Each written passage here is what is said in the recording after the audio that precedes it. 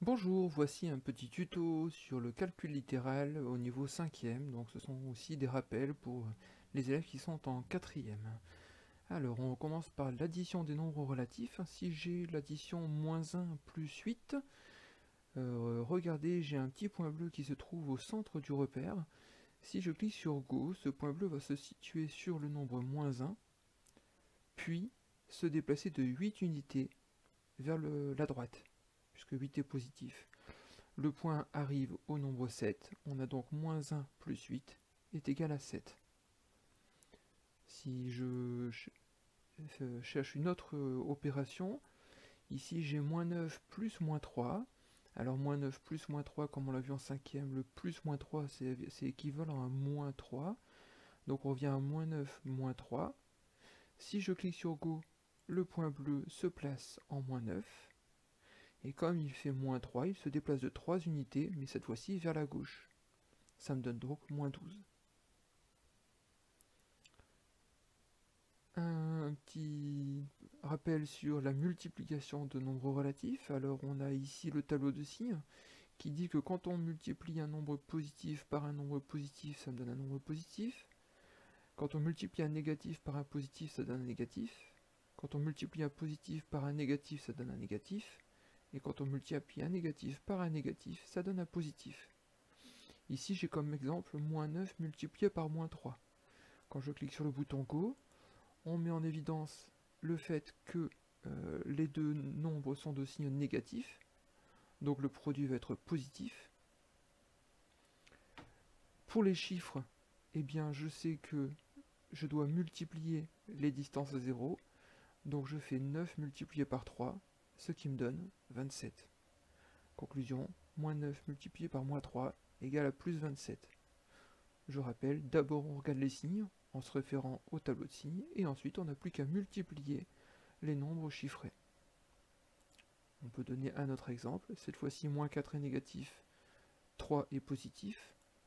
Donc au niveau de la règle des signes, on va avoir un négatif fois un positif, qui me donne un négatif.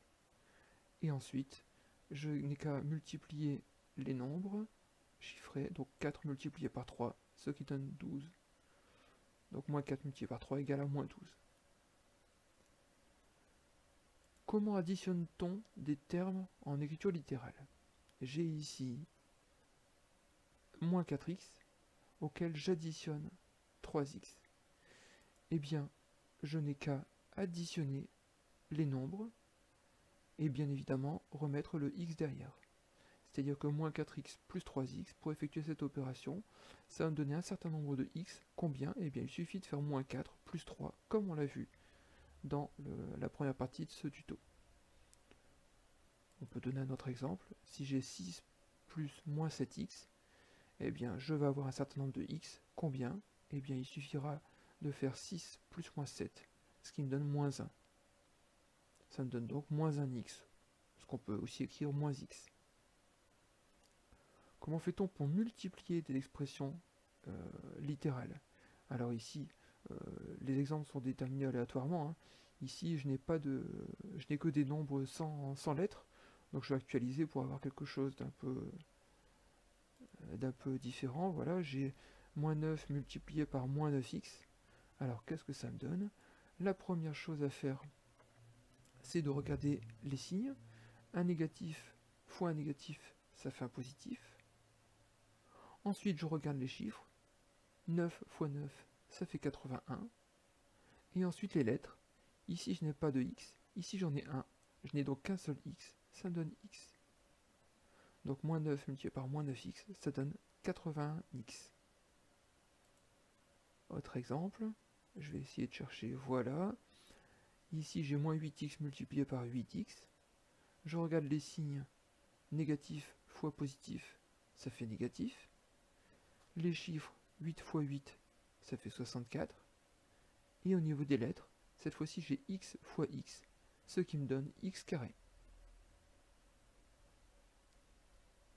Alors comment fait-on pour réduire une expression littérale? J'ai ici une expression littérale un peu compliquée, dans laquelle j'ai mis en couleur les termes de même degré, c'est-à-dire que les termes en x carré ici, je les ai mis en rouge, les termes en x, je les ai mis en vert, et les termes sans lettres, je les ai mis en bleu. Et bien pour réduire une telle expression, je vais regarder d'abord les termes en x carré. Moins 8x carré moins 7x carré, ça fait moins 15x carré. Ensuite les termes en x, 8x plus 7x, ça donne 15x. Et ensuite, les termes sans lettres. Moins 9, moins 8, ça fait moins 17. Encore une fois, pour faire les calculs à chaque fois, on va se référer aux parties précédentes du tuto. Ici, un autre exemple. On additionne les termes en x carré, puis les termes en x, et enfin les termes sans lettres. Moins 6, moins 1 égale moins 7. Regardons maintenant pour la distributivité simple, et ce sera notre dernier rappel de 5e. Qu'est-ce que c'est que la distributivité simple? C'est quand je multiplie un nombre par une somme qui est entre parenthèses.